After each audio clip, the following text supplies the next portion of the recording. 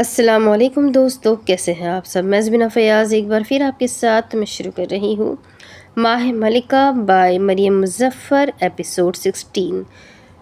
جیسا کہ ہم سب جانتے ہیں کہ کہانی بہت زیادہ انٹرسٹنگ موڑ پر آ چکی ہے۔ آخر اس میں فینٹیسی ہے، میجک ہے، پتہ نہیں کیا کیا ہے، لیکن جو کچھ بھی ہے بہت انٹرسٹنگ ناول ہے۔ اور اب آگے کیا ہونے والا ہے یہ جاننا بہت زیادہ بے چین کر رہا ہے، تو پڑھنے میں بڑا مزہ آ رہا ہے۔ میں چاہے جتنے بڑے ایپیسوڈ دے دوں، لیکن رائٹر کے ایپیسوڈ بہت زیادہ بڑے بڑے ہیں، جس کی وجہ سے اب تک ایپیسوڈ 4 میں نے کمپلیٹ کیے ہیں، لیکن میرے پاس وائس اوور میں ایپیسوڈ 15 کمپلیٹ ہو چکے ہیں۔ تو جنہوں نے اب تک نہیں سنا ہے وہ پلے لسٹ اویلیبل ہے، اس پر سن سکتے ہیں۔ اور آگے میرے ساتھ بنے رہے۔ ویکلی 1 ایپیسوڈ آ رہا ہے جب تک ناول آن گوئنگ ہے۔ جب ناول رائٹر کی طرف سے کمپلیٹ ہو جائے گا تو میں کوشش کروں گی اس کے ایپیسوڈ ریگولر پر لے آؤں۔ جب تک ریگولر ناول چل رہا ہے آپ ریگولر ناول بھی سنیں، اور جو ویکلی ناول آن گوئنگ ہے انہیں بھی آپ ضرور سنیں۔ بہت مزیدار ناول ہے دونوں نہیں، اس وقت 3 ناول، ایک ریگولر، 2 آن گوئنگ ناول، ٹھیک ہے؟ تو انشاءاللہ امید کرتی ہوں آپ سب کو میری آواز میں سننا پسند ہے، تو بس سنتے جائیے، لائک کرتے جائیے، چینل کو سبسکرائب کرتے جائیے اور لوگوں میں ان ناولز کو شیئر کرتے جائیے۔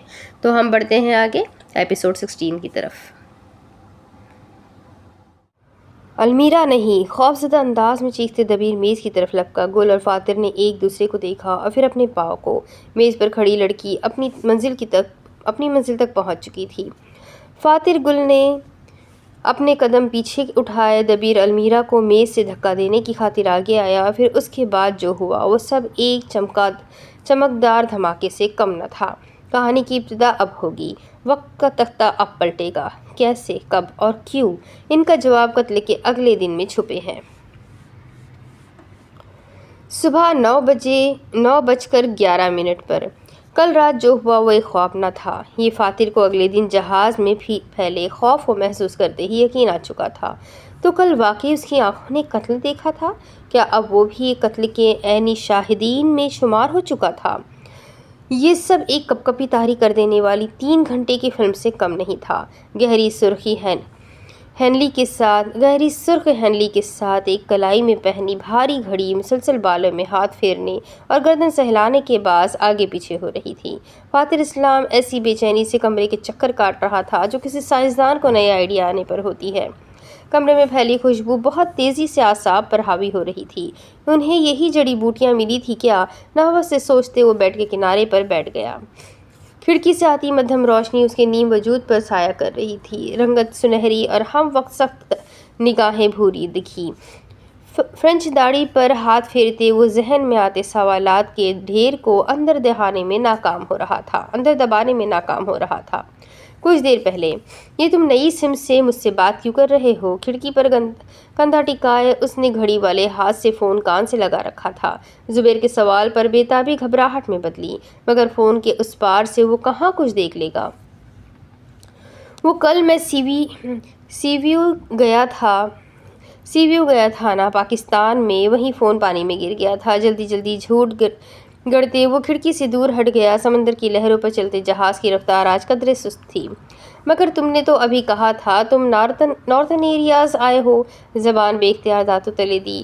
11 دنوں میں بھی فاتر اسلام جھوٹ بولنا نہیں سیکھ سکا تو تصدیق ہوا وہ بھی ایک عام انسان ہے، ہر فن مولا نہیں۔ بیڈ کے کنارے پر بیٹھتے مسلسل ہلتی ٹانگ کو ہاتھ رکھ کر روکا۔ ہاں تو آج آیا ہونا۔ جھوٹ بولنے کا پہلا اصول یاد آیا، بات دوسرے پر ڈال دو۔ یہ تم اتنے سوالات کیوں کر رہے ہو؟ فاریہ نے کہا ہے نا میری جاسوسی کرنے کو۔ صبح کی ٹھنڈی نم ہوائیں کمرے میں پھیلی لیونڈر کی میٹھی خوشبو کو مزید اجاگر کر رہی تھی۔ میں تو چھوڑو یہ، ہمیشہ کی طرح زبیر کی وضاحت درمیان میں ہی روک دی۔ اس نے جس موضوع کے لیے کال کی تھی وہ زیادہ اہم تھی۔ تمہیں پتہ ہے میں نے رات کو ایک آرٹیکل پڑھا تھا، مصر کے ایک کروز، ماہ ملکہ نام ہے، شاید وہاں بے دردی سے ایک 25 سالہ عورت کا قتل ہوا ہے۔ اپنے لہجے کو جتنا انجان اور حیران کن بنا سکتا تھا اس نے بنایا تھا۔ اداکاری ویسے بھی اس کی بس کی شے نہ تھی۔ دوسری طرف زبیر نے ہوں کی ہنکار بھری مطلب وہ سن رہا تھا۔ فاتر نے بات آگے بڑھائی، تم نے ایسی کوئی خبر دیکھی ہے کیا؟ کل سے یہ سوچ کر اس کا دماغ آدھا ہو چکا تھا۔ وہ میڈیا کی ایک شاخ تھا، اس کے پاس آواز جیسی طاقت ہے۔ ماہ ملکہ کو بے نقاب کرنا مشکل ہوگا، ناممکن نہیں۔ تمہیں پاکستان بیٹھے کشتیوں کی کیوں سوج رہی ہے؟ مصری اپنا سر پیٹتے رہ گیا۔ کیسا بونگا دوست ملا تھا اسے۔ بیوقوف آدمی، سوچو واو کا لمبا کیا۔ اگر یہ خبر وائرل ہو جائے تو تم راتوں رات مشہور ہو سکتے ہو۔ فاتح نے اسے مقبولیت کے خواب دکھائے، جو ظاہر ہے کہ ہر کوئی چاہتا ہے۔ اس شے کے خواب نہیں دکھائے جو زبیر چاہتا تھا۔ نہیں، بہت شکریہ، میں کیمرے کے پیچھے سے تارے ہلاتا ہی ٹھیک ہوں۔ تمہیں ذرا پرواہ نہیں اپنے کیریئر کی؟ جتنا مکھن اس کے پاس تھا وہ سب لگا چکا تھا۔ اب بس آج کی اس کی اچھائی کی ڈوز پوری ہو گئی تھی۔ ایک جھٹکے سے بیڈ سے اٹھا۔ میں تمہیں پلیٹ میں بنا بنایا حلوہ ڈال کر دے رہا ہوں اور تم؟ مجھے میٹھا نہیں پسند۔ فاتح کی چیخ و پکار کو جلدی سے کاٹ کر اپنی جرح پیش کی۔ غصے سے بھرے مرد نے بولنے کے لیے منہ کھولا جب الفاظ شور میں دب گئے، اور صرف الفاظ ہی نہیں، اس کا اعتماد بھی ایک چٹکی کے اندر غائب ہو گیا۔ یہ پیچھے، فاتح نے دل ہی دل میں وقت کو کوسا، یہ جہاز کی آواز تھی۔ منہ پہ ہاتھ پھیرتے اس نے ذرا سی گردن موڑتے جھانکا۔ ان کے جہاز کے قریب سے ایک کار کا گوشب تجارتی سامان سے بھرپور بحری جہاز گزر رہا تھا۔ آواز دوبارہ آئی، کانوں کو چیرتے، دل دہلاتے۔ فاتح نے شور سے کانوں پر ہاتھ رکھ لیے۔ تم سمندر میں ہو کیا؟ ٹی وی چل رہا ہے، جو جھوٹ آیا بول دیا، مگر تم تو باہر تھے۔ ایک مرتبہ دوبارہ ہوائیاں اڑی، کانپتے ہاتھوں سے فون پر گرفت ڈھیلی ہوئی۔ ایک لمحے کو فاتح اسلام کے سامنے ساری زندگی فلم کی طرح چلی۔ چور پولیس کے کھیل میں ہمیشہ پولیس بننے والا آدمی کیا جانے چور کے خوف۔ باپ مت بنو میرے۔ اور اس نے وہی کیا جو وہ ہمیشہ کرتا تھا، اعتراف پر فرار کو فوقیت۔ اس سے پہلے کہ زبیر کے دل میں بنتا شک کا بیج ایک تناور درخت بنے، فاتح نے جھٹ سے کال کاٹتے فون جیب میں ڈال دیا۔ زبیر شاید کچھ کہہ رہا تھا، مگر نہ وہ سننا چاہتا تھا نہ سمجھنا۔ گہری سانس لیتے اس نے بے تحاشا دھڑکتے دل پر ہاتھ رکھا۔ کسی کو بھی معلوم نہیں ہوگا، دنیا میں وہی واحد دھوکے باز تھوڑی ہے، حالیہ وقت۔ روشنی کی وہ ایک بے باک کرن پردوں کے پیچھے سے بھی جگہ بناتی اس تک پہنچ چکی تھی۔ اجرت پسند بھپرا آدمی شانت تھا، بس ظاہری خاموشی تھی، اندر تو ایک ایسا طوفان بن رہا تھا جو اگر ماہ ملکہ پر اتر آئے تو جہاز اڑا لے جائے۔ اتنا تو وہ جانتا تھا کہ اس غصے کی وجہ ابھی تک ایک ناحق قتل پر اپنی اور لوگوں کی خاموشی ہے۔ کچھ دیر کمرے میں موجود واحد شخص یوں ہی بیڈ پر بیٹھا رہا، پھر ایک جھٹکے سے اٹھا اور دروازے کی طرف بڑھا۔ اسے لوگوں کی خاموشی کی پرواہ نہیں تھی، اس نے ہر جنگ ہمیشہ اکیلے لڑی ہے۔ اس میدان میں بھی وہ اکیلے ہی فاتح ہوگا۔ کمرے کے کھلے دروازے سے قدم باہر رکھتے آگے بڑھا، جب سامنے سے آتے مرد سے بری طرح ٹکرایا۔ اس کے متمرکز تاثرات اچانک گھبراہٹ میں بدلے۔ دیکھ کر بھائی، بیزاری سے ہاتھ اٹھاتے آدمی کے راستے سے ہٹا، لیکن آگے بڑھنے کے بجائے فاتح درمیان میں ہی رک گیا۔ نظر سامنے والے بندے کو پہچان چکی تھی۔ تم؟ لہجے میں دکھ تھا، اپنے سے کمزور انسان کے لیے ملامتی دکھ۔ باب محافظ۔ صبح 8:50۔ سامنے رکھی کافی پر ملائی کی تہہ بن چکی تھی۔ یکٹک آس پاس اور دھوپ کی تپش سے بے نیاز گل نہ جانے کس غیر مرئی نقطے کو دیکھ رہی تھی۔ وسوسے فلور پر بنے ریلنگ کے ساتھ میز، کرسیاں اور چھتری لگی تھی۔ ایسی ہی ایک پر گل اور المیرا کا وقتی قبضہ تھا۔ ذرا سی گردن ترچھی کرو تو گل کے کندھے کے پار سے فاصلے پر المیرا دکھے گی۔ ریلنگ سے لٹکے وہ نیچے اسکارف فروش لوگوں سے لین دین میں مصروف تھی۔ مصر میں یوں ہی لوگ ننھی کشتیوں پر سفر کرتے سامان بیچا کرتے تھے۔ گاہک ان سے اپنی کروز شپ سے جھانکتے خریداری کرتا تھا اور وہ اپنی ناؤ میں سے ہی اسے سامان دکھاتے جاتے تھے۔ واپس گل کی طرف آؤ۔ کل رات دیکھا گیا منظر ہر بار جھماکے سے نگاہوں کے سامنے آتا۔ خون آلود مسک چہرہ، شاید وہ مغز تھا جو ایک کنارے جھرجھری لیتے اس نے اپنی اوور تھنکنگ کو یہی بریک لگا دی۔ کل سے متعدد مرتبہ وہ اپنا کھایا ہوا اگل چکی تھی۔ کہیں اندر اسے لگ رہا تھا یہ سب اس کا قصور ہے۔ کاش وہ کسی کو بتا دیتی، کاش وہ سینڈی کے دروازے کے پاس سے گزرنے کے بجائے اندر چلی جاتی۔ اس وقت اس کا ذہن اسے یہ نہیں سمجھا پا رہا تھا کہ جب کسی کا منگیتر اسے نہیں بچا سکا تو وہ کیسے کسی غیر کے لیے کچھ کر پاتی۔ حلق میں بنتے آنسوؤں کے گولے کو وہ بہنے سے نہ روک سکی۔ ہر شے سے وحشت سی ہو رہی تھی۔ پیشانی لکڑی کی میز پر رکھے، چہرہ دونوں ہاتھوں میں چھپا لیا۔ وہ مجمع کے بیچ بیٹھ کر نہیں روئے گی، رونے کے لیے باتھ روم ہے نا۔ ہائے اللہ، آج بہت گرمی ہے۔ گل کی حالت سے بے نیاز سامنے کی کرسی پر دہائی دیتی المیرا آ کر بیٹھی۔ ہاتھ میں ایک بھورا تھیلا تھا۔ ایک ادا سے گل کے سامنے رکھی کافی اٹھائی اور اونچی چسکی لی۔ جھکے سر کے کان کھڑے ہوئے جھکے سر کے کان کھڑے ہوئے، جب سے ہوئی لال آنکھیں اٹھائی تو سب دھندلا لگنے لگا۔ پتہ ہی نہیں چلا کب اینک کا شیشہ نم ہوا تھا۔ کافی پیتی لڑکی ارد گرد بیٹھے لوگوں کو دیکھ رہی تھی۔ بغیر کچھ کہے اس نے گل کے سامنے رکھی پلیٹ سے ایک لیمن ٹارٹ اٹھایا۔ تمہیں فرق نہیں پڑ رہا؟ ٹارٹ کھاتی لڑکی کے ماتھے پر شکنیں نمایاں ہوئی۔ نوالا اندر لے جاتے اس نے جواب دیا، کافی تو بالکل پتلے پانی جیسی ٹھنڈی ہو گئی ہے، مگر میں اس کی بات نہیں کر رہی ہوں اسٹوپڈ۔ المیرا کی بات کاٹتے وہ ہاتھ کی مدد سے میز پر آگے ہوئی۔ تمہیں فرق نہیں پڑ رہا سینڈی کے قتل سے؟ جب آپ مقتول سے ملے ہو تو یہ الفاظ کہنا بھی دشوار ہوتا ہے۔ المیرا نے زبان پھیرتے دانتوں میں قید میدے کا ٹکڑا نگلا۔ سچ پوچھو تو وہ اپنی کرسی پر پیچھے ہوئی، چھتری سے ذرا باہر، دھوپ کے راستے کے قریب۔ مجھے تو ایکسائٹمنٹ ہو رہی ہے۔ گل ناپسندیدہ تعجب سے کچھ پیچھے ہوئی۔ سمندر میں ہونے والا ایک ٹریول بلاگر کا مرڈر، 350 لوگوں سے بھرے ایک جہاز میں قاتل پناہ گزین، ہاتھوں کا مصنوعی مائک بناتے بالکل کسی رپورٹر کی طرح کہا ہے نا ہیڈ لائن، اور ویسے بھی تمہیں لگ رہا ہے یہ ہمارے درمیان کسی شخص کا کام ہے؟ المیرا کی بات کاٹی گئی۔ کافی کی چسکی لیتی لڑکی نے کپ کے اوپر سے دیکھا۔ گل کی ذہین آنکھوں میں بنتے سوالات۔ المیرا پڑ گئی تھی۔ ہو سکتا ہے اس نے خودکشی کی ہو، کندھے اچکائے گل رازداری سے آگے آئے۔ المیرا دھوپ میں، گل سائے میں۔ یہ ان جہاز والوں کا بھی تو کام ہو سکتا ہے۔ وہ نپے تلے انداز میں المیرا کو سمجھانے کی کوشش میں سرگردہ تھی۔ مجال ہو جو اس موٹی عقل والی کو کچھ سمجھ میں آ جائے۔ پھر تو انہوں نے اپنے پاؤں پر کلہاڑی ماری ہے۔ ہنستے ہوئے ٹارٹ کی پلیٹ کی جانب ہاتھ بڑھایا۔ گل کی بس ہو گئی۔ ایک لخت اپنی جگہ پر کھڑے ہوتے وہ میز پر آگے ہوئی۔ ماہ ملکہ میں کچھ غلط ہو رہا ہے اور تمہیں نظر کیوں نہیں آ رہا؟ سینڈی کا قتل بھی اسی لیے کیا ہے تاکہ اس کا منہ بند کیا جا سکے۔ گل کی آنکھوں میں نمی اور ملال تھا۔ المیرا کا ہاتھ ٹارٹ پر اور نگاہیں گل پر تھی۔ اس کی روم میٹ کہیں سے بھی مذاق کے موڈ میں نہیں تھی۔ نگاہیں جھکائے پلیٹ کو دیکھا، نگاہیں اٹھائی گولڈن گرل کو دیکھا۔ لمحہ نہیں لگا اور اس نے فیصلہ کر لیا تھا، تو مطلب یہ یہاں کے اسٹاف کا کام ہے؟ لیمن ٹارٹ اٹھاتے منہ میں ٹھوس لیا۔ پیٹ بھی خوش، بندی بھی خوش۔ گل کا غصہ قدرے کم ہوا۔ سچ شکر اس کو بات سمجھ میں آ رہی تھی۔ مطلب ہم اسے اپنی کہانی بنا سکتے ہیں؟ وہ جو بیٹھنے والی تھی بیچ راستے میں ٹھہر گئی۔ حق تک صدمے سے بھرپور المیرا کو دیکھا۔ بہتری کی امید بھی کس سے لگا لی تھی؟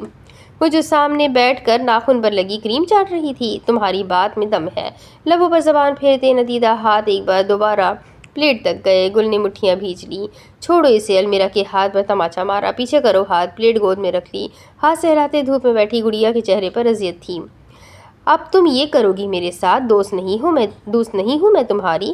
مجھے تم جیسی غیر سنجیدہ دوست نہیں رکھنی جسے ایک انسانی جان پر ملال کرنے کے بجائے بس سودے بازی کرنا آتی ہو۔ گود میں رکھی پلیٹ کو سنبھالتے گل نے ناک چڑھائی۔ المیرا کیا کرتی؟ پیٹ کا معاملہ تھا، بے بس تھی، اسی لیے کوہنیوں کی مدد سے میز پر جھکی۔ آخرکار وہ سائے میں تھی۔ دیکھو آنستہ گل، زندگی 50-50 کی ایکویشن پر گزارنی ہے۔ 50-50 کی ایکویشن پر گزارنی چاہیے۔ کچھ ہمارا فائدہ ہو، کچھ سامنے والے کا فائدہ ہو۔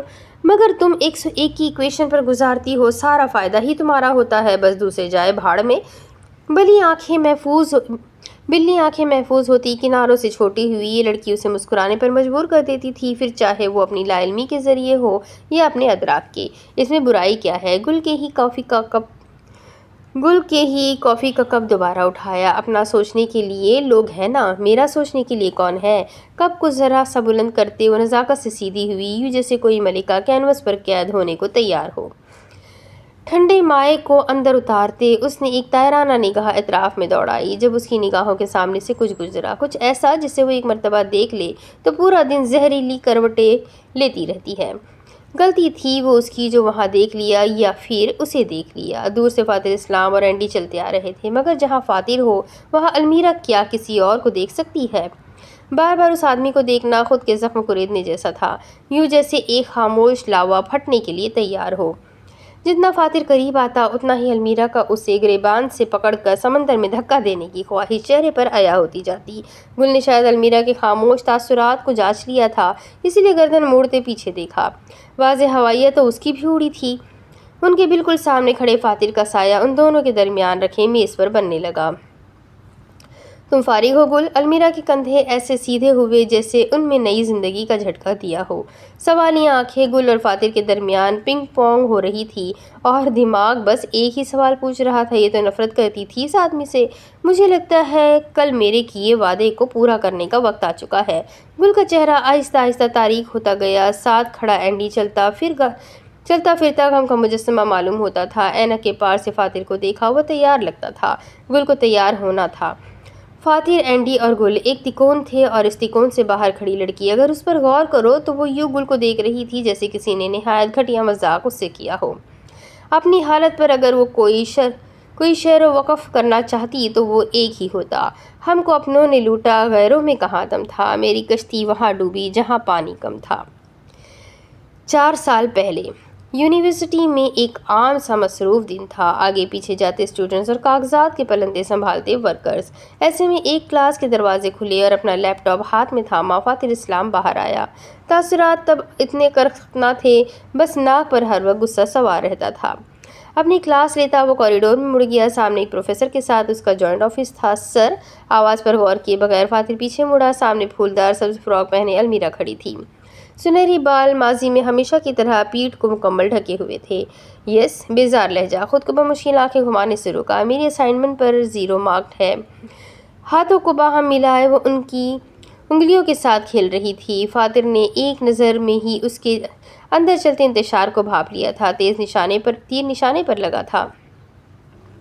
मैंने डाला है। अलमीरा की धुआंधार तासुरात को देखते उसने अंदर ही अंदर कह कहा लगाया, वो तो मालूम है, मगर मिस मोहसिन मुद्दे पर आए। लैपटॉप को बंद करते बगल में दबाया, सियाह पैंट की जेब में हाथ डाले खड़े मर्द की सारी तवज्जो अलमीरा की तरफ थी। मैंने दी तो थी असाइनमेंट, जिद्दी बच्चे की तरह हाथ हिलाया। फातिर के माथे की शिकनों में नागवारी दर आई। हल्का सा झुकते उसने पेन की पुश्त से अपनी स्टूडेंट की तरफ इशारा किया। मैंने आपसे आपकी असाइनमेंट मांगी थी, आपके अपने हाथों और अपने जहन से बनी, तो वो मैंने ही बनाई है ना। माजी की अलमीरा और हाल की अलमीरा में बस फ़र्क इतना था कि इस अलमीरा में डर, खौफ और इंसानियत किसी हद तक मौजूद थी। आज की अलमीरा में ये तीनों चीज़ें नापेद हैं।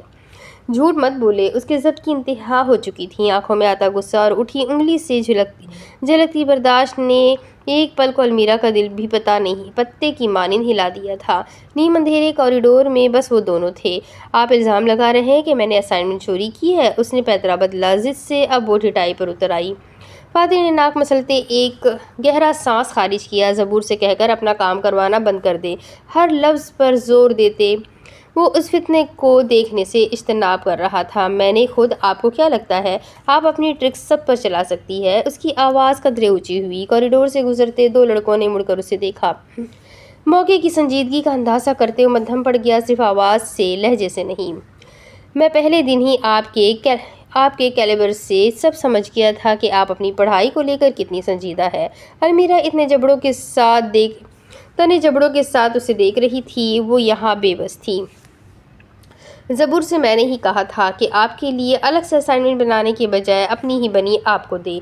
झूठी मनगढ़ंत कहानियों से बना कांच का पंजरा एक बार से तबाह हो गया। अलमीरा को आस पास बाकायदा कांच टूटने की आवाज़ तक आई थी। अगर आपने अपनी बनाई होती तो आप कभी ज़बूर की दी गई इमदाद मुझे जमा ना करवाती। तो इसके दोस्त ने अपनी जान बचाने के लिए उसे गिरवी रख दिया था। आज तक अलमीरा ने ज़बूर से असाइनमेंट बनवाते वक्त कभी उसकी चेक नहीं की थी। उसे अपनी गलती का नाम दे या कम अकली का।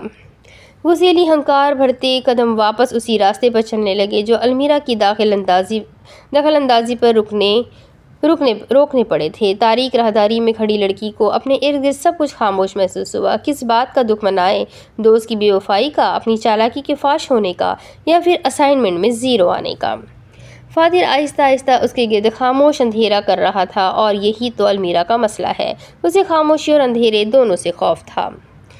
हाल आसमान आज बादलों से बिल्कुल साफ, सूरज को सामने आने का मुकम्मल रास्ता मुहैया किए हुए था। 10वीं डेक पर सजे मेज़ का मंजर कुछ यूँ था। एक तरफ नाखूनों को खुरचता एंडी अपनी गहरी सब्ज हुडी से सर छुपाए बैठा था। आंखें मतरूम सदा सारी रात की बेचैनी और गम की रवादाद सुना रही थी। घुटना एक टांग पर रखे साथ बैठा फातिर इस्लाम बहुत गौर से उसका तज़ब्ज़ब देख रहा था। आंखों में मलाल के साथ वाज़ेह पसंदीदगी थी। एंडी के दाएं तरफ गुलजान गहरे नीले पोंचों में एक हाथ ढके झुककर उसके चेहरे को पढ़ते न जाने क्या जांचना चाह रही थी। बाल ऊंची पोनी में जो समंदर की नम हवा के बास वक्फा वक्फा से लहरा रहे थे। इन सब से मुनफरिद अलमीरा इनायत मोहसिन काबिल तारीफ इत्मीनान से अपने जूस को उठाए सिप लेने में मसरूफ़ दिख रही थी। असली मसरूफियत सामने बैठे मर्द को घूरना थी। सियाह लंबी नेट की मैक्सी के बाजू कोहनी तक आते, होठों पर लगी गहरी लाल लिपस्टिक को मजीद उजागर करते। जब सैंडी का मर्डर हुआ तुम कहाँ थे? इंट्रोगेशन ऑफिसर गुलजान की तरफ से गुफ्तगू का आगाज़। एंडी ने झुका सर नहीं उठाया, बस एक जुकाम ज़दा सांस अंदर खींची। फातिर और गुल एंडी को देख रहे थे। अलमीरा उनसे बेनियाज फातिर को देख रही थी, खूंखार कातिलाना इरादों से। उसकी तबीयत ख़राब थी। मैं उसके लिए मेडिसिन लेने नीचे फार्मेसी गया। जब वापस आया तो उसका सदमा छोटा थोड़ी था। लहजा गीला हो गया। हुडी के बाजू से आंखें पोंछी। जब तुम वापस आया तो वहाँ से किसी को आते जाते देखा? फातिर के सवाल पर फ़ौरन गर्दन तेज़ी से नफ़ी में हिलाई। क्या तुम्हें किसी पर शक है? फातिर इस्लाम का सवाल। एक मिनट। अलमीरा ने बिला आखिर खलल डाला। फातिर का मूड एकदम ही बिगड़ गया।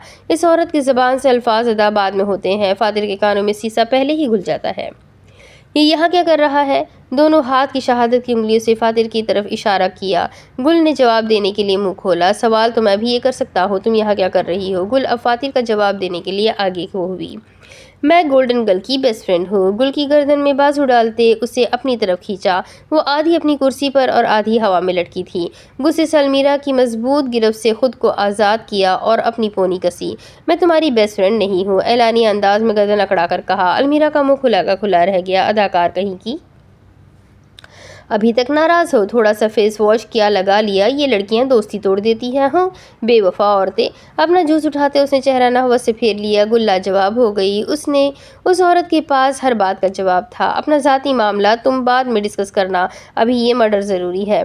सदमे से देखती लड़की की तरफ मुड़ते फातिर ज़रा सा खंगारा। गुल, मैंने अपने एक न्यूज़ में काम करने वाले दोस्त, गुल ने ज़ेरे लब ज़ुबैर कहा, से बातों बातों में कल होने वाले सारहा का पूछा है। अंदाजे के मुताबिक उसको कहीं रिपोर्ट नहीं किया गया। अलमीरा को मुकम्मल नज़रअंदाज करते उसकी सारी तवज्जो गुल पर थी। बम्बल बी तिलमिला ही तो गई थी। आंखों से निकलते शरारों में इजाफा हुआ। तर्क लड़की के टीचर मूड का स्विच ऑन हुआ। थोड़ी पर उंगली जमाते वो अपने जुमलों को तरतीब दे रही थी। मर्डर को रिपोर्ट ना करना मानी माह मलका अपनी साख बचा रही है। इसकी दो वजूहात हो सकती है। दूर खला में देखते अंगूठा बुलंद किया। पहला, ये कत्ल माह मलका ने किया है, और दूसरा ड्रामाई वक्फा, ये कत्ल माह मलका में मौजूद किसी ने किया है। खौफ आज तक कभी इतना वाज़ेह महसूस नहीं हुआ। कत्ल की सोच उनकी रीढ़ की हड्डी में सनसनी फैला गई। सांस हलक में तौक़ज़दा, आंखें एक सिमत ठहरी थी। तीसरी वजह भी तो हो सकती है। इन दोनों दलाइल का मिलाव, अलमीरा की आवाज़, और ये बस एक आवाज़ ही न थी, ये उन तीनों की तवज्जो खींचने का मक़नातीस थी। एकदम तमाम निगाहें उस पर आकर रुक गई। अलमीरा ने बारी बारी तीनों को देखा। ये कत्ल जिसने किया है, क्या मालूम वही माह मलका में हमेशा कत्ल करता रहा हो। गुल की भवें उलझन से आपस में मिली। अलमीरा ने फातिर को देखा। ये सब अफवाह है जो माह मलका के गिर्द गर्दिश कर रही थी। ये अफवाहें ही है। माह मलका बेकसूर हो और हमारा असली शिकारी इसी कश्ती में छुपा कोई शख्स हो, वही कत्ल करता है। बस बदनाम माह मलका हो रही है। खामोशी। अलमीरा ने बिलतरतीब हर एक की आंखों में देखा। गुल के शिकनज़दा पेशानी के बलों में कमी आई। तुम ये कैसे कह सकती हो? फातिर ने एब्रोज काई। मेज़ पर आगे होते उसने वजाहत तो खैर नहीं, अलबत्ता कुछ कड़वा कहने के लिए लब जुदा किए। नहीं, इसकी बात में दम है। गुल उससे पहले ही बोल उठी। सब ने उसकी तरफ देखा जो मेज़ की सतह को घूरते न जाने क्या सोच रही थी। अलमीरा ने फातिर को देखते बाल झटके जैसे कह रही हूँ, अब बोलो, जिसके जवाब में फातिर ने तुक्का मैं भी मार लूँ वाले अंदाज में आंखें घुमाई। अभी हम केस की पहली सीढ़ी शक पर है। हमने सबूत इकट्ठे करने हैं और शक के दायरे में सबको रखना है, फिर चाहे साथ बैठे तीनों को देखा, फिर चाहे वो हम सब ही क्यों ना हो। तुम्हें मैं इतना फारिग लगता हूँ? फातिर एकदम भड़क गया। गुल ने घबरा कर वजाहत देनी चाहिए। एक तो ये आदमी उफ, ही takes things way to personal. अलमीरा ने आंखें घुमाते स्ट्रॉ लबों से लगाया। गुल ने हाथ उठाते उसे रोका जब फातिर अपनी जगह पर आगे हुआ। میرے معاملات میں مت بولا کرو، انگلی اٹھاتے وارن کیا۔ سیاہ فراک والی عورت نے بلند آواز میں اسٹرا سے جوس پیا۔ 4 لوگوں کے بیچ میں بیٹھ کر معاملہ ڈسکس کرو گے تو ان میں سے ایک تو بولے گا۔ اینڈی نے ہراساں نظروں سے دونوں کو دیکھا۔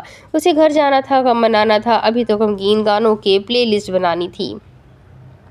تو اس ایک کو چاہیے نا کہ منہ بند رکھے۔ المیرا نے میز پر زور سے ہاتھ مارا۔ ارے دبیر!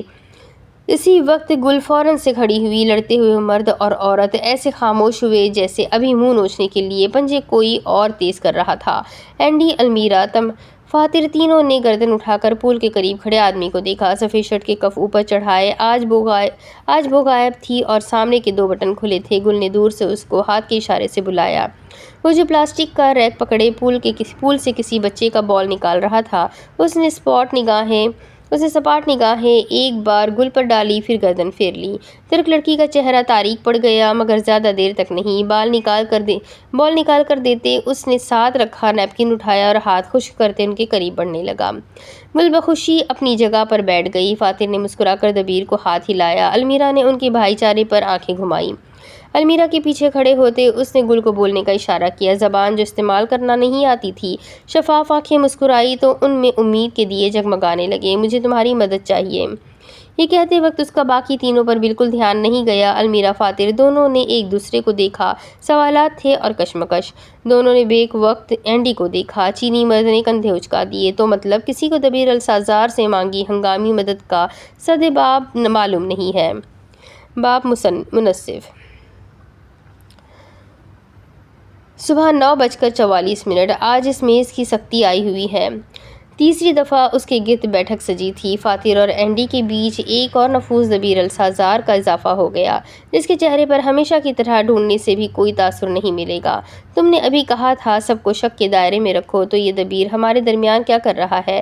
ہاتھوں کو باہم پھنسائے فاتر نے تیکھے لہجے میں کہا۔ وہی جو آپ کر رہے ہیں فاتر، اسلام بے وجہ ٹانگ اڑانا۔ نہایت احترام سے گل نے اس کی نظر میں خود کے لیے موجود سوال کو بیزاری میں بدل دیا۔ اینڈی معصوم بچوں کی طرح بس سر ہلا کر رہ گیا۔ البتہ اس کی نسبت المیرا بھرپور قہقہا مار کر ہنسی۔ فاتر نے کلس کر رخ تبدیل کیا۔ دبیر نے خاموشی سے سامنے رکھا گلاس اٹھایا اور حلق تر کیا۔ اس کے پانی پیتے ہی اسے بلانے والی نے مخاطب کیا۔ سنو دبیر، فاتر اور المیرا آپس میں پس منظر میں گھورنے کا مقابلہ کر رہے تھے۔ مجھے مسافرین کی لسٹ چاہیے۔ تم نے کہا تھا تم وہ لا سکتے ہو۔ دبیر نے گردن ہلائی۔ ہاں۔ چشموں کی دوسری طرف آنکھیں پرعزم تھیں۔ کمال ہو گیا، تو پھر تم آج شام کو لا دو گے؟ مسکراتے ہوئے اس نے مٹھیاں میز پر رکھ دی۔ کیوں چاہیے؟ لگی لپٹی کے بغیر سیدھی بات۔ گل کو اس آدمی کی یادداشت پر حیرت ہوئی۔ کل کا واقعہ کیا اسے بھول گیا تھا؟ اس سوال کا جواب وہاں موجود باقی تینوں کو بھی چاہیے تھا، اسی لیے گل نے اپنی بے صبری کو لگام دی اور بات کا آغاز کیا۔ ہمیں شک ہے اس جہاز میں جو کل قتل ہوا ہے وہ کسی ایسے آدمی کا ہے جو کافی مرتبہ ماہ ملکہ سفر کر چکا ہے۔ وہ ایک پروفیشنل کلر ہو جو ماہ ملکہ کو بس وہ ایک ڈسٹریکشن کے طور پر استعمال کر رہا ہے تاکہ اس کے کالے کرتوت چھپے رہے۔ تم لوگ قتل کی تحقیقات کیوں کر رہے ہو؟ ڈیٹیکٹیو ہو کیا؟ یہ پہلی مرتبہ تھا گل نے دبیر کو اتنی لمبی بات کرتے دیکھا ہو، مگر یہ وقت اس چیز پر غور و فکر کا نہیں تھا۔ ان دونوں کو ہی انسانیت کا کیڑا کاٹ رہا ہے۔ میز پر کوہنیاں رکھتے المیرا نے بوریت سے جمائی روکی، جس کے جواب میں گل نے آنکھیں گھمائی۔ 2 منٹ چپ۔ میں تو بہت شکر کروں گا اگر وہ قاتل سب سے پہلے تمہاری گردن پر آ کر آری پھیرے۔ فاتر نے کافی کا گھونٹ بھرنے سے پہلے ہنستے ہوئے کہا۔ گل کی بائیں آنکھ پھڑکنے لگی۔ اس کی اہم بات کاٹتے وہ بولا بھی تو کیا؟ اینڈی نے پہلے ہی کانوں پر ہاتھ رکھ لیے، اب تو اسے بھی ماحول کی سنگینی کا احساس ہو چکا تھا۔ تم لوگ المیرا کو مارنا اتنا آسان نہیں۔ یوں ہی میز پر لیٹے جواب دیا۔ گل نے لب بھیج لیے۔ خاموش ہو۔ کیوں المیرا لوہے کی بنی ہے؟ ایک آئی برو اچکاتے اسے جتایا۔ چپ کرو۔ وہ اتنے زور سے چیخی کہ چاروں تکیا وہاں بیٹھے بیشتر لوگوں نے گردن گھما کر اسے دیکھا۔ المیرا نے ستائش سے اور فاتر نے ناگواری سے گہری سانسیں لیتی گل کو دیکھا۔ سفید رنگت غصے کی شدت سے دہکنے لگی۔ تم پیسنجرز ریکارڈ لا کر دے رہے ہو یا نہیں؟ گل کھڑے کھڑے دبیر کی طرف کے میز پر ہتھیلیوں کی بل جھکی۔ اس قتل کی مانیٹرنگ ہو رہی ہے۔ تم لوگ دور رہو۔ سمجھ نہیں آیا یہ نصیحت تھی، مشورہ یا حکم؟ ارے واہ، دبیر السازار مفت کے مشورے بھی دینا شروع ہو گئے ہیں۔ المیرا میز پر آگے ہوئی چمکتی محفوظ نگاہیں زج کرنے کو تیار۔ تمہیں تو پیسوں کے بھی نہ دوں۔ میز پر 3 لوگوں کا کہکہا بلند ہوا، فاتر، اینڈی اور المیرا۔ گل حیرت زدہ ہی تو ہو رہی تھی، وہ یہاں اتنی سیریس بات کرنے جمع تھے اور کچھ سنجیدہ ہی نہیں لے رہا۔ توجہ لینے کی خاطر میز پر ہاتھ مارا۔ 1 گھنٹے میں گل کو اتنا تو اندازہ ہو ہی گیا تھا، یہ تینوں لوگ ایک میز پر ساتھ بیٹھے کام تو دور خاموش تک نہیں رہ سکتے۔ اسی لیے اب وقت آ گیا تھا سنگین معاملات اپنے ہاتھوں میں لینے کا۔ ایک تنبیہی نظر سارے میں گھمائی۔ ہم لوگ دور رہ لیں گے، تم بس وہ ریکارڈ لا دو۔ دبیر خاموش رہا، آنکھ کے کنارے سے سب کو دیکھا اور پھر جیب میں رکھا موبائل نکالا۔ گل اور فاتر نظروں ہی نظروں میں سوالات کا تبادلہ کر رہے تھے۔ ساتھ بیٹھے اینڈی نے موبائل کی اسکرین کو دیکھنے کی خاطر دبیر کے کندھے پر سے جھانکا۔ نگاہیں الجھ گئی، بھویں سکڑ گئی۔ سب نے اس چینی مرد کے نقوش میں گھلتی حیرت پر غور کیا۔ دبیر مسلسل اب پاور آف کے بٹن پر انگلی پھیرتا نہ جانے کیا سوچ رہا تھا۔ فون کی اسکرین بند تھی اور اسی چیز نے اینڈی کو حیران کیا تھا۔ خاموشی کا وقفہ طویل ہوتا گیا۔ آس پاس کی آوازوں میں اب وہ بآسانی فرق کر سکتے تھے۔ کسی میز سے ہنسنے کی آواز آ رہی تھی، فضا کے کسی رخ پر کون سا پرندہ اڑ کر گیا تھا اور پول کے پانی میں کب ڈبکی ماری گئی تھی۔ دوپہر میں ہمارا جہاز القصیر مصری شہر کے ایک ریسٹورنٹ پر کچھ دیر کے لیے رکے گا۔ فون کو جیب میں اڑستے بات کی شروعات اسی آدمی نے کی جس نے 5 منٹ پہلے اختتام کیا تھا۔ میں تم لوگوں کو ٹیکسٹ کر کے وہاں بلا لوں گا، کب سے کب تک کا ریکارڈ چاہیے میں وہیں لاؤں گا۔ آخری جملہ گل کو دیکھتے ہوئے کہا۔ جب سے ماہ ملکہ انوگریٹ کا افتتاح ہوا ہے، گل کی فرمائش سنتے اس نے اس کی کرسی پیچھے کرتے ہاتھ ایک پل کو تھمے۔ کسی نے شاید غور نہیں کیا اور اگر کیا بھی تھا تو نظر انداز کر دیا تھا۔ دبیر السازار نے گردن ذرا سی ہلائی اور اٹھ کھڑا ہوا۔ اس کا کام ہو چکا تھا، یہ اس کی سوچ تھی، کیونکہ اسے بلانے والی نے ایک اور سوال کا بھی جواب مانگنا تھا۔ تم کل کہاں غائب ہو گئے تھے؟ میں نے اتنی دیر انتظار کیا تھا تمہارا۔ گل کا لہجہ سادہ تھا، کوئی شک، شکوہ، شکایت کچھ بھی نہیں۔ دبیر کے کف درست کرتے ہاتھ رکے، گندمی پیشانی سے پسینے کی ایک بوند پھسلتی ہوئی نیچے بہتی آئی۔ وہ یہاں ہو کر بھی یہاں نہیں تھا۔ ہتھیلیوں کے رگڑنے کی آواز، پانی کے بہنے کا شور اور کسی مرد کی اونچی سسکیاں، یکلخت وہ حال میں دوبارہ لوٹا۔ فوراً سے پیشانی صاف کی اور خشک ہونٹوں پر زبان پھیری۔ ویسے اس پر سوجو کی باتوں پر یقین مت کرنا، یہ جو دکھتا ہے وہ ہے نہیں۔ المیرا کا بیزار لہجہ دبیر پر ٹھہری نظریں ہٹانے میں کامیاب رہا۔ مرد کی جان میں جان آئی۔ آج دوسری مرتبہ المیرا اس کے کام آئی تھی۔ گل مسکراتے ہوئے المیرا کی طرف مڑی۔ بہت شکریہ اس مفید مشورے کے لیے، مجھے یاد رہے گا اسے کبھی استعمال نہیں کرنا۔ سینے پر بازو باندھے استانی گل اسے گھور رہی تھی۔ تمہیں نہ یہ مشورہ یاد رہے گا نہ یہ کہ اسے استعمال نہیں کرنا۔ المیرا نے اپنا فون نکالتے اسے دیکھا، STM کی ماری، تن سے سر دائیں بائیں ہلایا۔ گل کی کان کی لو تک شرمندگی سے سرخ ہو گئی۔ اس کی یادداشت بس تھوڑی کمزور تھی، ورنہ بھولنے کی بیماری تو وہ مذاق کے طور پر کہتی ہے۔ المیرا اور گل اب اپنی بحث میں مصروف ہو گئے تھے۔ اینڈی کسی مجرم کی طرح بیٹھا تھا، جبکہ فاتر اس کی سوالیہ نگاہیں اپنے سابقہ اسٹوڈنٹ کا چہرہ چھان رہی تھی، جو اپنے کف درست کرتے نہ جانے خلا میں کیا ڈھونڈ رہا تھا۔ کیوں کر رہے ہو ہماری مدد؟ دبیر نے لاشعوری طور پر اپنے استاد کو دیکھا۔ اینڈی نے بھی سر اٹھا کر فاتر کو دیکھا، مگر وہ اس کی طرف متوجہ نہ تھا۔ وہ میز پر ان 2 جنگلی بلیوں کی طرف بھی نہیں دیکھ رہا تھا۔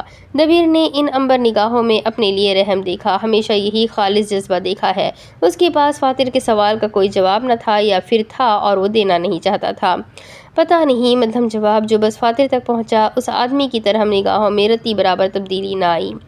گل اب المیرا کو اپنی بھولنے کی عادت کی دلیل دے رہی تھی، فالتو کے دلائل دینا عادت تھی اس کی۔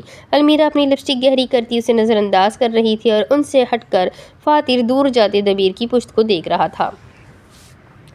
پتہ نہیں، یہ جواب وہاں بیٹھے مرد کو بہت پیچھے لے گیا۔ وقت کے رکے پہیے ہلے اور ایک دم ہی دی برٹش یونیورسٹی کی عمارت سارے منظر میں چھا گئی۔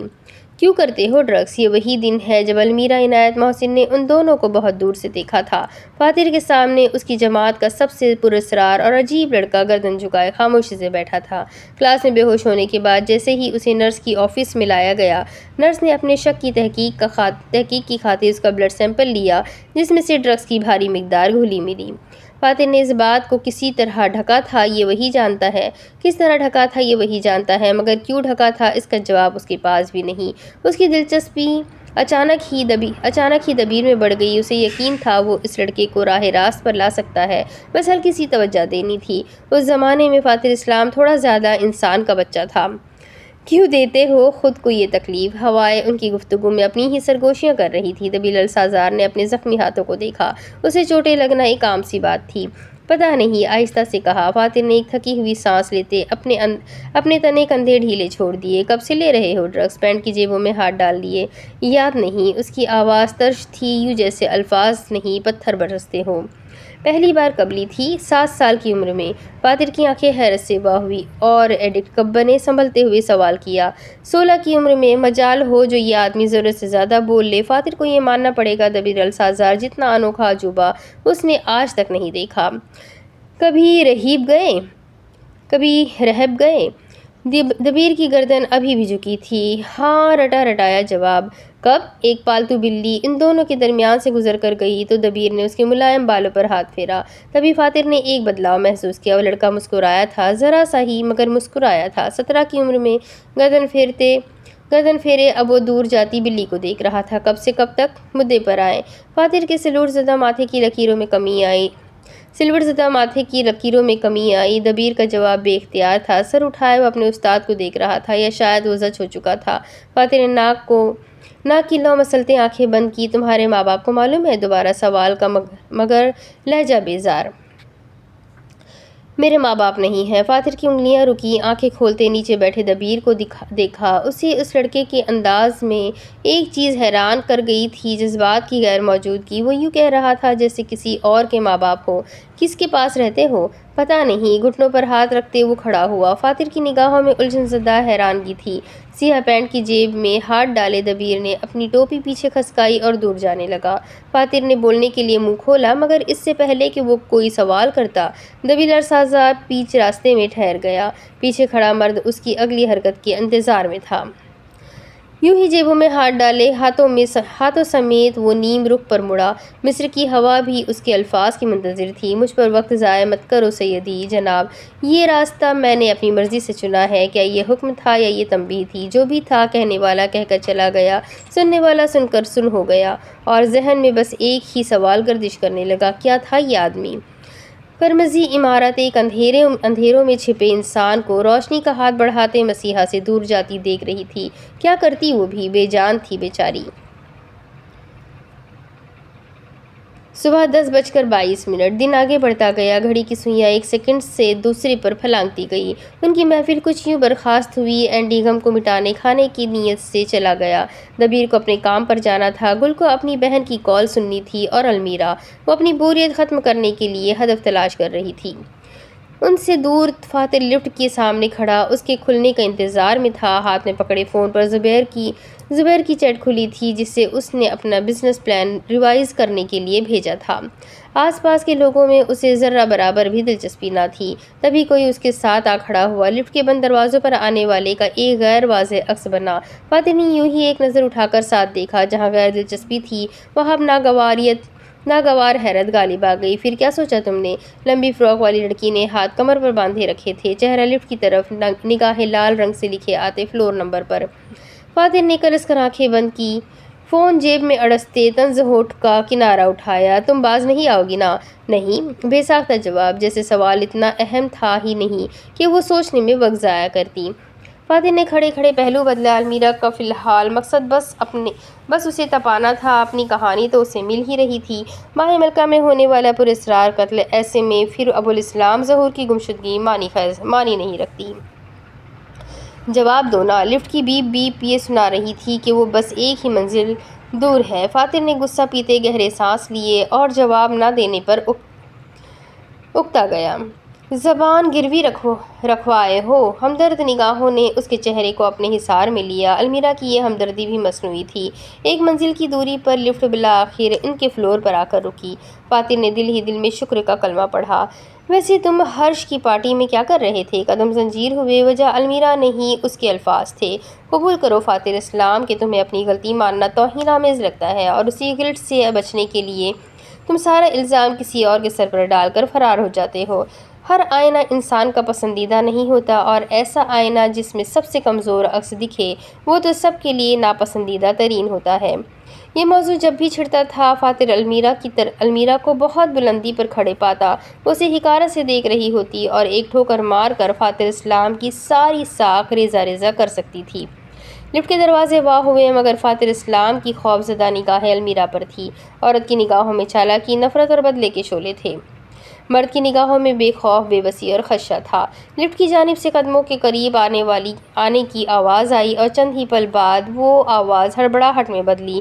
فاتر آپ، کھنکتی میٹھی آواز، مس المیرا، نرم مگر مضبوط لہجہ۔ بیک وقت دو مختلف لوگوں کی آوازیں اور دو مختلف انتخابات۔ فاتر المیرا دونوں نے لفٹ کی طرف دیکھا۔ مصنوعی بتیوں کے نیچے انہیں پکارنے والے کھڑے تھے۔ سپنا گورو فاتر اسلام کو دیکھ کر رکی تھی، اور بھمن بادشاہ المیرا عنایت محسن کو۔ وہ دو اجنبی ساتھ کھڑے تھے، یہ دونوں دشمن آگے پیچھے کھڑے تھے۔ اسی وقت سپنا اور بھمن کی نظروں کا رخ تبدیل ہوا۔ مصنفہ نے المیرا کو دیکھا تو وہ خوشگوار حیرت سے مسکرائی، فارسی مرد نے فاتر کو دیکھا تو اس کے جبڑے تن گئے۔ فاتر سپنا کو دیکھ رہا تھا، سپنا المیرا کو، المیرا بھمن کو، اور بھمن فاتر کو۔ یہ کیسا عجیب مستطیل تھا! چوتھا دن اور ماہ ملکہ کی قد آمد دیواریں، مجھے آپ سے بات کرنی ہے۔ 15 منٹ پہلے کہے یہ چند الفاظ فاتر اسلام کو اس سنہری لفٹ سے سیدھا اس کی پسندیدہ جگہ چھٹی منزل کی بالکنی پر لے آئے۔ لال گول صوفہ اور درمیان میں ایک پست گول لکڑی کا میز۔ تو سپنا نے بات کا آغاز کیا، کیا بات کرنی تھی آپ کو مجھ سے؟ صوفے کے ایک کونے پر بیٹھی بھارتی مصنفہ اپنی جگہ سے پیچھے ہوئی، ہاتھوں کو آپس میں ملاتے گود میں رکھ لیے۔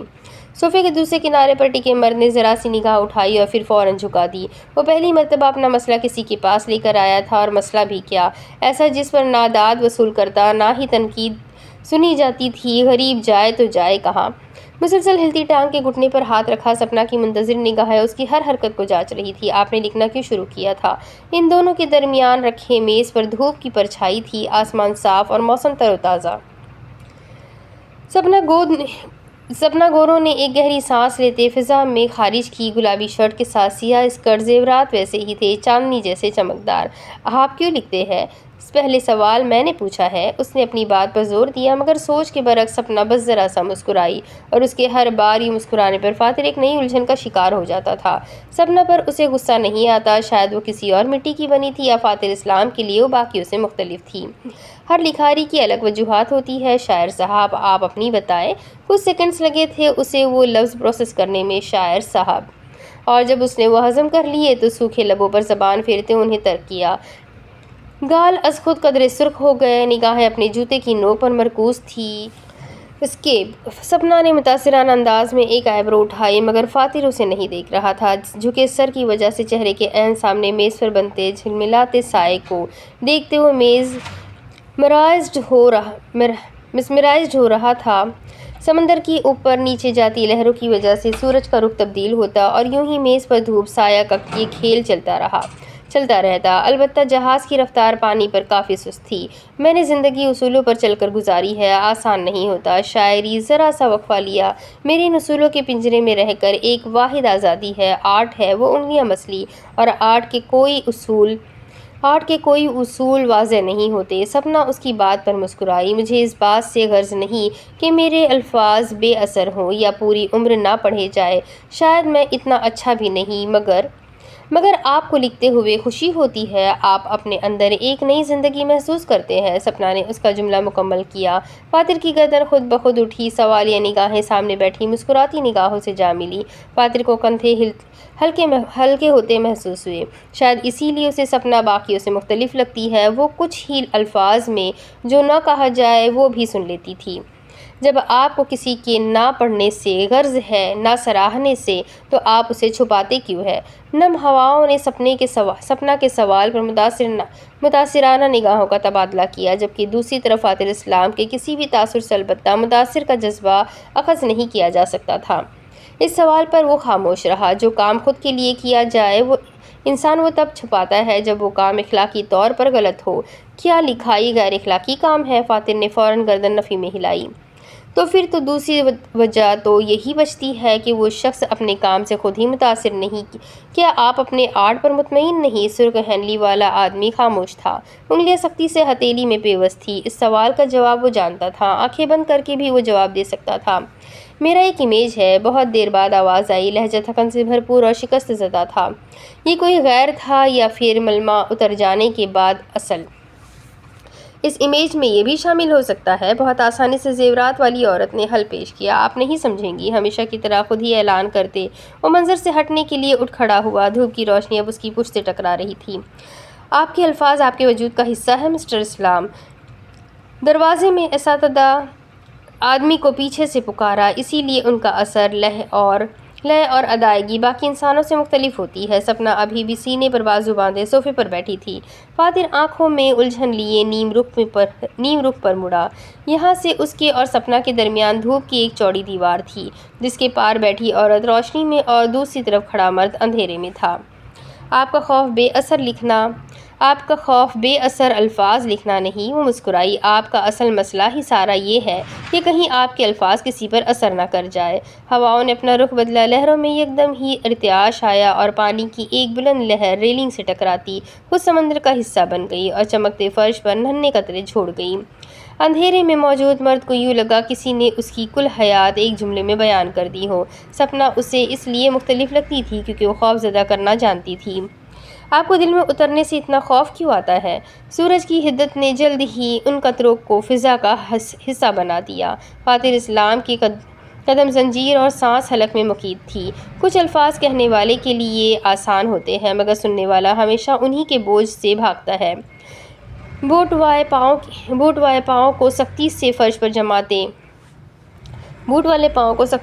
جماتے وہ اپنی جگہ سے اٹھی۔ فاتر نے اسے خود کے قریب آتے دیکھا اور پھر دھوپ کی اس دیوار سے ہوتے وہ اس کے عین ساتھ آ کھڑی ہوئی۔ وہ آئی تو روشنی ساتھ لے آئی۔ مجھے ایسا کوئی خوف نہیں۔ پینٹ کی جیب میں ہاتھ ڈالتے اس نے اپنا چہرہ پھیر لیا۔ ایک عورت کے سامنے لاجواب ہونا اس کی انا مجروح کر رہا تھا۔ سپنا اتنا تو جان ہی گئی تھی، یہ آدمی عمل سے سمجھتا ہے، اپنی عقل وہ اسے سمجھانے میں ضائع کبھی نہ کرے۔ میں نے آپ کو اس دن بھی کہا تھا مسٹر فاتر کہ امپوسٹر سنڈروم کا علاج نہیں، آپ کو اس سے بس خود پر حاوی نہیں ہونے دینا ہوتا۔ کیا آپ ایک چھوٹے سے سنڈروم سے ہار مان جائیں گے؟ عنبر نگاہوں نے رخ موڑ کر ساتھ دیکھا۔ دھوپ کی وجہ سے وہ بھوری لگ رہی تھی۔ سپنا آنکھوں میں جواب کی طلب لیے اسے دیکھتی گئی، جبکہ فاتر کے پاس جواب تو بہت تھے، مگر پتہ نہیں کیوں اس نے خاموشی کو چنا۔ بے وجہ دلائل کو چھوڑ کر فاتر اسلام نے خاموش رہنے کو چنا۔ کہا ہے مورخ، درج کرے اس تاریخ واقعے کو۔ صبح 11:44۔ کمرہ 223 کے کوریڈور میں کل سے ایک عجیب سی ویرانی تھی۔ ہر گزرتا شخص وہاں سے یوں دوڑ لگاتا جس سے کوئی آسیب اس کے پیچھے ہو۔ قدم سے قدم ملا کر آتے فاتر اور سپنا ایک دوسرے کو مخاطب نہیں کر رہے تھے۔ وہ اپنے اپنے کمرے کی جانب جانے پر متوجہ ایک دوسرے سے کیا بات کرتے، اپنے فون میں جھکے ایک دوسرے سے یکسر انجان۔ فاتر کے دماغ میں ابھی تک سپنا کے سوالات گونج رہے تھے۔ اپنے کمرے کے سامنے آتے اس نے دروازہ کھولنے کے لیے جیب سے کی کارڈ نکالا۔ جب غیر ارادی طور پر دروازہ خود بخود کھل گیا، وہ بوکھلا کر ایک قدم پیچھے ہوا۔ آگے سے آنے والا شخص پرسکون تھا، یا پھر صحیح الفاظ میں کہا جائے زندہ لاش تھا۔ تم؟ دبیر السازار نے دروازہ بند کرتے نگاہیں اٹھائی۔ یہاں کیا کر رہے تھے؟ فاتر کی آئیبرو قدرے قریب آئی، چہرے پر بس سوال تھا، غصہ یا شک نہیں۔ دبیر نے اپنی ازلی انداز میں اس کا چہرہ دیکھتے ہوئے خاموشی سے ہاتھ میں پکڑتے جوتے بلند کیے۔ یہ رہ گئے تھے؟ فاتر اسلام نے سوال کیا، کیونکہ دوسری طرف والے شخص نے آج جتنا بولنا تھا گول میز کانفرنس میں بول دیا تھا۔ دبیر نے گردن ہاں میں ہلائی اور کچھ سیکنڈز کی نگاہ سپنا پر ڈالتے وہ ایک طرف سے نکل گیا۔ مصنفہ کی نگاہوں نے اس کا تب تک پیچھا کیا جب تک وہ کوریڈور میں مڑا نہیں۔ فاتر نے اپنے کمرے کا لاک کھولا اور نوب گھمایا۔